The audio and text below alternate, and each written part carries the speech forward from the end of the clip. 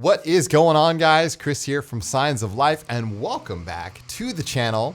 In today's video, I want to talk about the topic creating better ambient tracks. You know, in the work that I do, working with clients and in my own professional work, I see a lot of people out here who are falling for the same mistakes. Either their muses have left them, or they're not creating the type of tracks they want, or they just don't know how to create the tracks that they actually want to build that's in their head.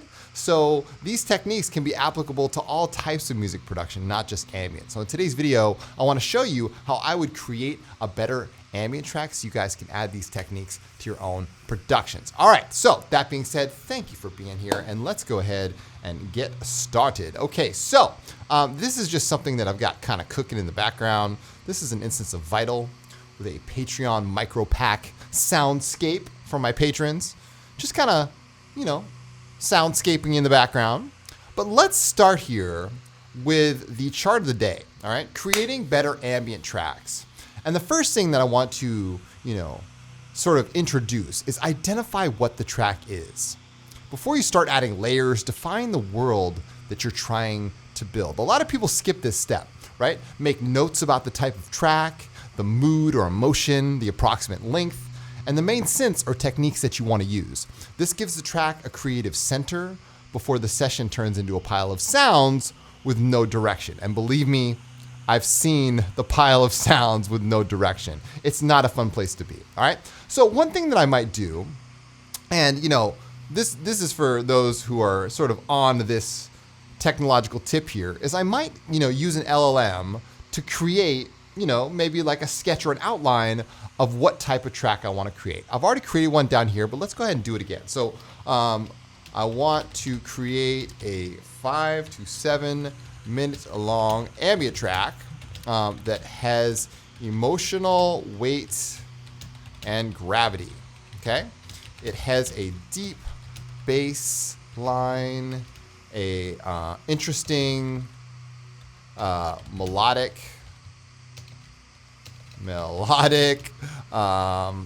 leads that float in and out, some ear candy on the top to keep the harmonic interest going, and a sequence that floats underneath, okay? And then maybe you say, create a concise outline on what this track will sound like, okay? So it's gonna think about it for a second, and here we go. So this track should feel heavy, beautiful, and quietly unresolved. Even the words itself, I love that, quietly unresolved. You could even start there with that feeling and just start creating tracks, right? Like standing at the edge of something vast and knowing you cannot go back. How cool is this? The emotional center is longing, but not sadness alone. More like memory, distance, and gravity pulling everything inward. So you see, just the first paragraph right off the rip, that is a great way to kind of get your mind and heart, pointing in the right direction, if you will. So let's go ahead and go back to the chart here, all right? And now we're gonna sketch out the initial shape, get the basic idea into a timeline as quickly as possible. Use MIDI clips, rough chords, drones, or placeholders to map where the track might open, expand, shift, and resolve, okay? The goal is not polish, the goal is to give the track a visible form so you can hear the arrangement as a living environment instead of a loop. So one thing that I used to show on my tutorials, and I'm gonna do this again here, is I used to rough out or sketch out a track with just dummy MIDI clips. So let's go ahead and do that technique here. It's such a great idea and such a great way to start a track. So what I'll do here is I'll lengthen out I'm in Ableton Live. You can feel free to use any other DAW here. I'll just go ahead and lengthen out my timeline. Like I said, I want it 5 to 7 minutes. So let's go ahead and create these clips here. This one, maybe this will be our soundscape clip. I'm just gonna use Control or Command Shift M here. And then that's gonna be our soundscape. All right, we can just go ahead and rename these. This is gonna be our soundscape, SCP. Let's rename this the pad. We'll go, this will be our bass, this will be our sequence, this will be our lead, this will be our ear candy. All right, and then we'll go ahead and say, all right, well, our pad is gonna come in maybe here to here. Again, just Control or Command Shift M. Maybe I'll duplicate this across the timeline here. And then our bass obviously is gonna be pretty strong throughout, okay? So Command or Control Shift M here. The sequence maybe can come in like here, and we'll do that. We'll drag this across, and maybe our sequence can come back here towards the end. Our lead is gonna be kind of like, you know, prominent throughout the whole track. So I'll go here and maybe here and then maybe over here when it all comes in. That's cool. And then ear candy can be something that we can kind of periodically sprinkle throughout the track, right? So I'll go here and then I'll say, all right, the ear candy is gonna be here, here, in the middle for sure. Maybe we'll stretch that ear candy all the way up through the middle, and that's looking good. And then maybe one more time here, and we'll shorten that up to like there. Okay, cool. That looks good to me. So now you can see, like, without even adding any notes, I've already got something that looks like a track, right? And that's cool to me. I like that, okay? So let's go ahead now and fill in some MIDI notes, obviously. Let's go ahead and say, all right, well, we're playing in B minor here, so we'll go B minor scale. And let's go ahead and grab, say, 4 bars here. And I'm just gonna go ahead and just start drawing some notes in. Nothing serious, like just kind of, you know, imagining what this might feel like as a soundscape, okay? You can see my notes are populating up there on the top. Maybe an F sharp here, another E, it extends out, 265, that's cool. And now let's go ahead and grab a preset that we have already set up. I mean, presets are a great way to kind of get your mind headed in the right direction. Let's replace that vital preset. I had an instance of Future, Valhalla Future Verb here. I kind of like it, so I'll just leave it off for now, but we might bring it back in just a second. So let's go ahead and grab a soundscape here. Let's use something from Chromatic 5, of course. Let's go, say, Desolate Current. Yes, how about that? And we'll take off our effects because we have Valhalla Future Verb there. And let's go ahead and pull down the filter just a little bit to like around 215 Hertz. So it kind of has that feel to it that we're looking for. All right. There we go. We'll add back the Future Verb. This is a preset from Ascendant Space and Time 2. This is Farewell to Alancha, made by yours truly. Okay, very good. So now we've got some sound. We are rolling here. And you can hear like the soundscape is just now setting the mood, right? There's really nothing that it's doing that's out of the ordinary, but at least now we have a direction. Okay. I like where that's going. Look at that. Yes. Very nice. Very nice. That feels good to me. Oh yeah. So again, you got to think in slow time here. This is very important. Like, how are you creating these worlds that are sort of sending the listener into that place inside of them? It's an emotional world inside, like the LLM said. It's like you know, you're standing at the edge of a cliff, right? You can't go back. So how are you creating this world from the inside of you and then projecting it outwards onto the timeline? The tighter you can make that feedback loop between what's in here and what's out there, that's when good tracks start to emerge, all right? So let's go ahead and keep going here. I like this soundscape because it's very floaty. It has a lot of gravity, but it's not like it's, you know, overly offensive here.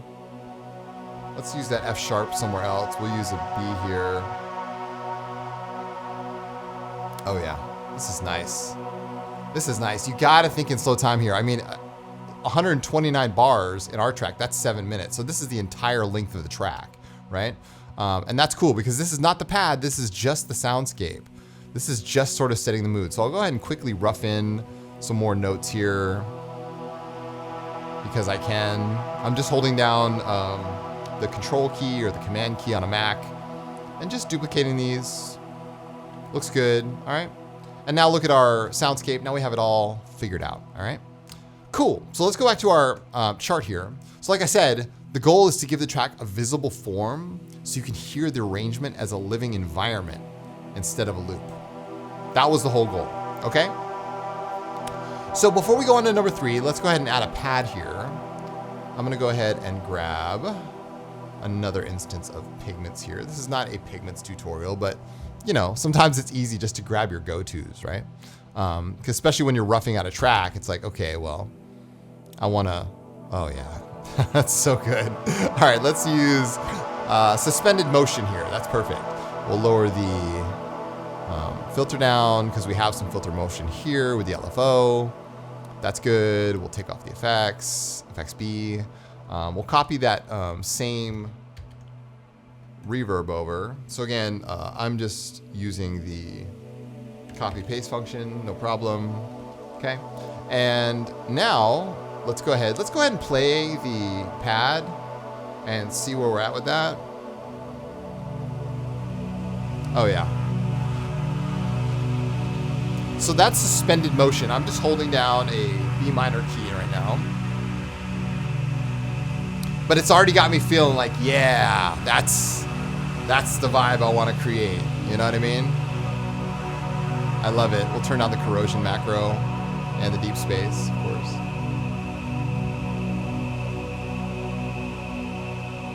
But a high D there. To a C sharp / D flat. Oh yeah. An E and an F sharp. I'm playing in B minor, one of my favorite keys of all time. I just love it. Oh yeah. So we could start there with that little note that these little melodic notes that I just played. Let's see if the recall button works here. Yes, it does. Let's go ahead and look to see where that landed. Very good. I like that because that's a nice long MIDI clip there. We can connect these two notes. Let's just put them together. Does the Control J button? Yes, it does. We can join these notes, Control or Command J.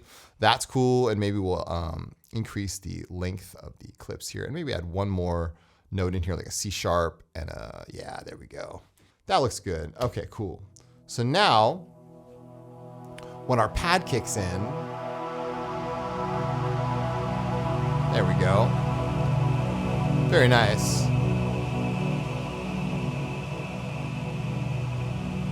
Yeah. That's exactly what I wanted. Let's now crop this to time selection. There we go. Perfect.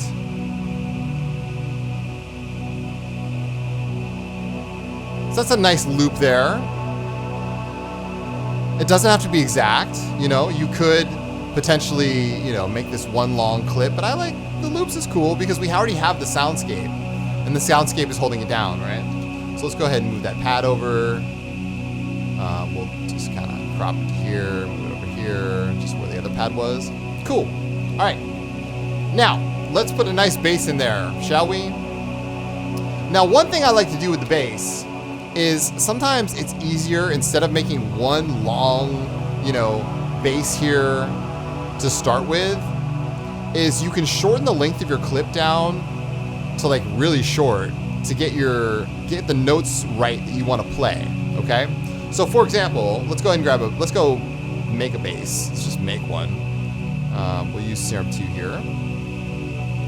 And I'm just gonna go ahead and straight up change the filter to 24, lower it down, have some unison here, lower down the width of the unison.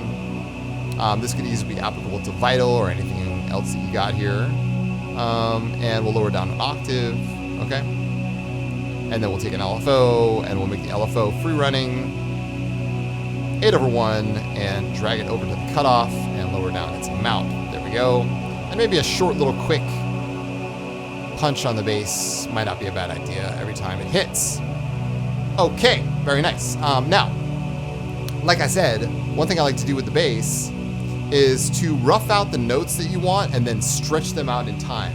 So instead of having, you know, one bass that just kind of goes across, you can kind of figure out which notes that you want to play in a short amount of time, and then extend those notes out over a long period of time. That's a great way to make sure that the bass line that the listener is going to listen to for 7 minutes works, right? And you're like, okay, that's exactly the bass I wanted. So let's go ahead and do that right now. All right, so let's go ahead and we'll make it, say, 1 bar long.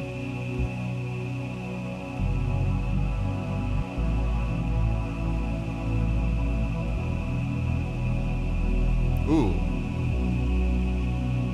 I like that. I'll get out of the way.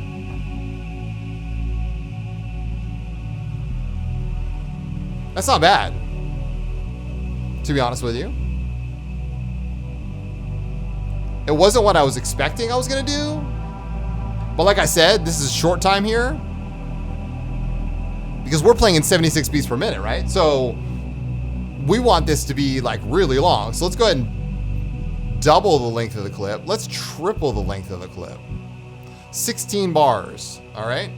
So now, like I said, let's make sure that we've got the exact right length, okay? So we'll just go ahead, this is really manual labor here. We're just go ahead and move these clips over, and then we'll drag them out, and boom, there you go, okay? I missed this by 1, but it's fine. There we go. Now I'm gonna do this. I'm gonna increase the attack here to really long on my bass. Increase the release here. That's the wrong envelope. Let's go ahead and increase the attack, release, decay. We'll make it 2 voices instead of 8. There we go. Yeah. That's what I'm talking about. So it's got an 8-bar LFO.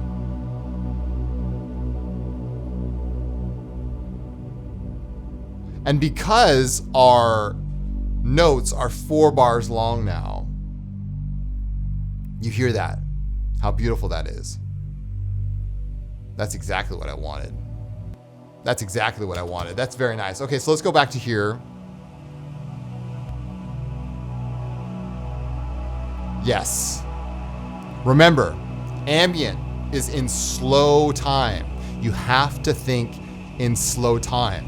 When someone listens to your music, they want to go inward, okay? It should still be interesting to listen to, as Brian Eno said, but you have to think in slow time, okay? Cool. I'm down with that. All right, let's go back to our chart here. All right, so we sketched out the initial shape, and we also identified what the track was. So within 15 minutes or so, we already have something that feels like it's cohesive, like it sounds like a track. Like, I love it. Let's even go back to our initial outline here. And it's like, this is something I have to really just kind of remind you, tap you on the shoulder. Like, we live in one of the most technologically advanced ages ever, right now. So, someone reminded me the other day, there was a book by a woman, I'm totally paraphrasing, but she said, I think the book was called Big Magic. And she said in the book, if you don't use those muses that float around you, they're gonna go to someone else. And I was like, shit, that's it. That's so true. So if you're stuck at any point in the process, just keep pushing forward.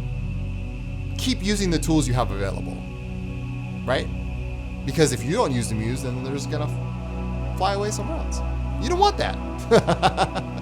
We live in techno time, man. Just keep on doing what you're doing, right? All right, let's go back to our outline, our big outline here. So remember, the overall sound, a deep bass foundation, sits at the bottom of the track like a slow planetary pulse. That's what we created. It should be warm, rounded, and heavy without being aggressive. Mission accomplished. The bass moves sparingly, using long notes or a simple phrase that repeats with small variations, giving the track emotional weight and a sense of forward motion. I did this without even reading that. We didn't even read the overall sound and I put this in. So it was just that first initial paragraph that got us set up, and after that, it was like, see ya. I love it. So let's now talk about the melodic leads.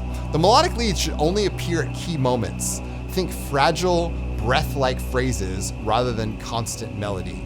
They should float in and out, answering the bass in sequence with short emotional statements. Use a soft synth lead, glassy pluck, processed vocal-like tone, or airy analog line with lots of space around it. Ooh, I like that. I like that a lot. That's cool. All right, so let's think about that, because we have these leads here. And what I like to do is I like to kind of just sketch out a lead without the grid, okay? So let's go ahead and just turn off we're gonna turn on draw mode, turn off snap to grid. And I'm gonna imagine that this is my lead, okay? And I'm just starting at the root note here, and maybe I'll sketch out something, because this way, I'm not too tied to, oh, it should sound this way and blah, blah, blah. I'm just going off visually where I think these should go. And also going off the grid keeps me like thinking, well, it doesn't matter where they start and end. These phrases could just come in and out, you know, and they could be wherever, you know. Sometimes I get too locked into the grid, so it inhibits my own ability to be creative, you know, because I'm like locked into this DAW thing. That's the worst thing that could happen, is that the DAW prevents you from doing what you're doing, right? So let's go ahead and grab pigments here. Again, this is not a pigments tutorial. I'm just using it because it's fast and it's easy, and these presets are good. I just finished them. All right, so here we go. Let's do Resurrection here. Let's paste the same reverb here. Notice how dry that lead is. But now that I paste the same reverb that's on the soundscape, yeah, that's what I'm talking about. Listen to it.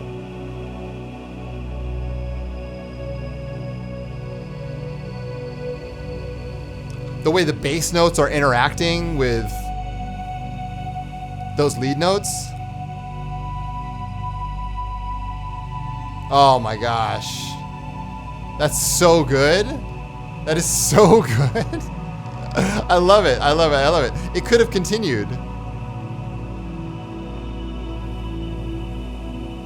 And this is something you can refine. It doesn't have to be like the first, you know, shot doesn't have to be the be all end all. I'm just telling you that because it really doesn't.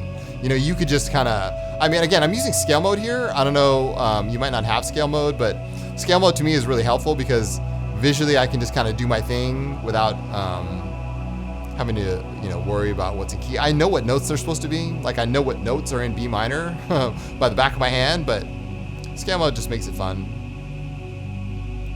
You could also use, you know, like a scale corrector or something like that. Anything goes nowadays.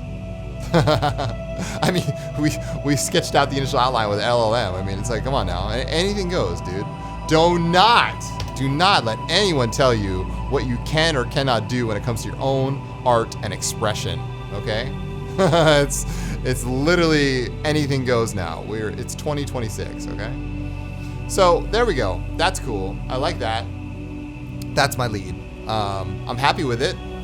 I think it sounds exactly like what I had in my head, you know, like the floating, blissful, over the top kind of lead sound. And I think that's cool. It's good. It's good. I like it. All right, let's go ahead and put that on a loop here. And we'll sort of talk about the, you know, the next steps here. Let's go ahead and go back to our LLM. Okay, the basic arc, 0 to 1 minutes, open with atmosphere, distant texture, and a faint hint of the sequence. Let the world appear slowly. That's another important point with ambient music. 1 minute to 2 minutes 30, bringing the deep bass line and establishes emotional gravity. The track now feels grounded and serious, okay? You know, as soon as that bass comes in, it's like game on, you know? 2 minutes 30 to 4 minutes, introduce the floating melodic lead, keep it sparse and memorable. I think I accomplished that. Let the sequence become more noticeable, but still restrained. We haven't even done the sequence yet, but we're gonna get there, okay? 4 minutes to 5 minutes 30 should be the emotional peak. You know, a lot of the times, overcrowding is a thing, so you really wanna make sure that you're not overcrowding the space too much, because emotion doesn't just come from the elements themselves, it comes from the lack of elements, right? So think about that in your own work. And then 5 minutes 30 to 7 minutes, begin pulling elements away. Let the lead disappear first and then soften the sequence, leaving bass, atmosphere, and a few glowing remnants on top. I like that. Okay, we'll come back to the emotional target. All right, cool. Let's go ahead and add a sequence here. Sequences can be very, very simple at this point, okay? And you could start small. It doesn't have to be this big, long sequence here. You see how long I've made this? It can be as simple as like 4 bars, right? Like a simple 4-bar sequence that you're just kind of punching in. It could even be 2 bars, right? It does not have to be anything crazy, especially when you're dealing with like 8th notes to 16th notes. Like, it doesn't have to be like insane. So like, let's go ahead and imagine what this sequence would feel like. These are a bunch of B notes. And then there, okay? So just something like that, like something very, very simple. All right? And let's go ahead and turn off the track for now. We'll grab, let's say Serum 2. And we'll go ahead and go into the user folder, Ancient Technology 4, Reality Fade. Yeah. Reality Fade. Boom. Let's go to the effects. We'll turn off the delay here and the reverb. Leaving the chorus filter, equalizer, compressor. Good to go here. Okay. Happy with that. And then let's go. I know you guys aren't hearing anything because I don't even have it on. I'm just kind of, because I already punched in the sequence. The sequence was made blind. And then now I'm just adding my own reverb and delay here. And now let's let it go back to the front and we're gonna hit the gas and say goodbye.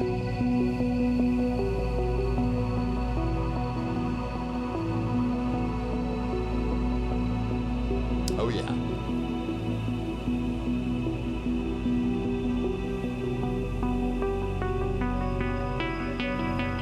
Yeah, that's what I'm talking about. So it's got that movement to it, right? The 4-bar LFO, I extended its reach out here. There we go. Yeah.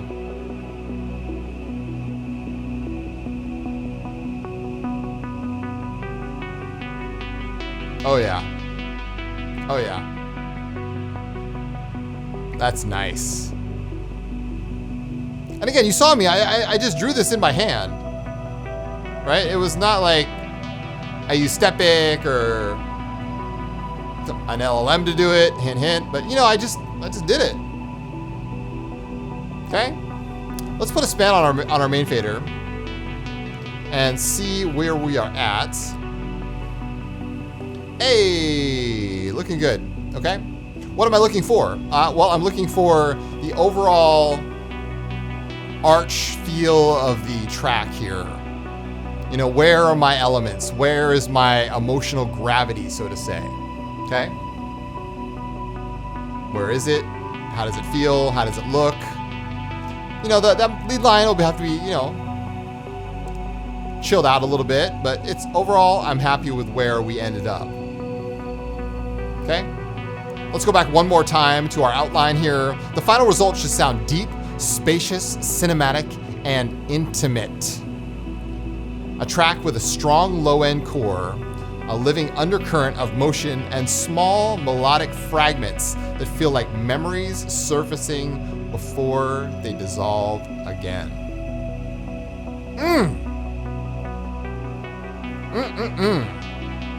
I love language. Okay, last track here, the ear candy. let's go ahead and add harmony bloom here. Didn't mean to do that. Let's go ahead and just open up HB, good old HB here. Let's go back, let's reset to factory here. All right, there we go. Cool. I'm gonna choose, I don't know, magic notes, and we'll go B minor. There's so many options. B minor, free offset, even offset, note duration, increase the number of notes, change the speed offset. We don't want that much speed offset. And increase the loop length to like 64 or 32. 32 seems cool. And we'll lower the ear candy down to like B1 to B4. That's cool. All right. So now Harmony Bloom's doing its thing. Good old HB, as I call it. And that's cool. All right. Great. So we're gonna send HB into here, and now we got HB kicking, doing its thing. All right.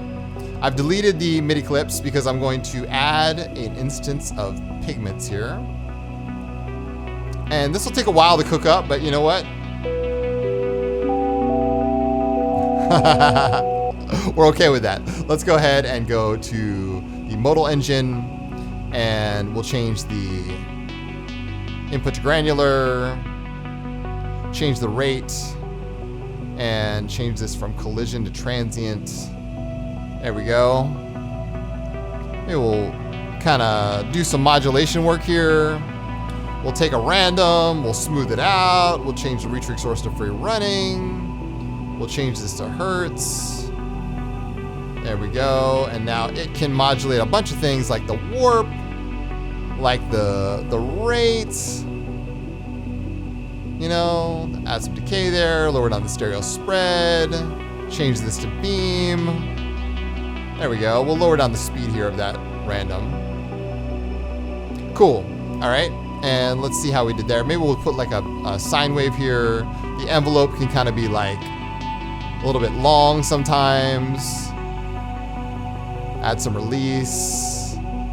We'll take that same reverb that we used over here, and we'll paste it over here. We'll also put something like motion fractal on it. Let's use that. We'll go multi-effects, motion fractal. Again, I don't hear anything, and I don't really mind that because I'm just trying to get an idea of what I might want to hear when I actually do hear something. So that's the way I work. I trust my own instincts, and I suggest you could start to do the same by just doing things that scare you. All right, doing things that are of the unknown, into the darkness, so we say. All right, and we'll change the shape here. Grain 1. Let's use 4ths and 5ths here. Yeah. I like this. I like where this is going. I like where this is going. Let's get bigger density here. This is going to be wild. This is going to be absolutely wild. I'm so excited for this. Let's lower this down. Let's slow down Harmony Bloom a little bit. So this is like creepy, crawly ear candy here. All right. And let's go ahead and see what we did. I really don't know, honestly.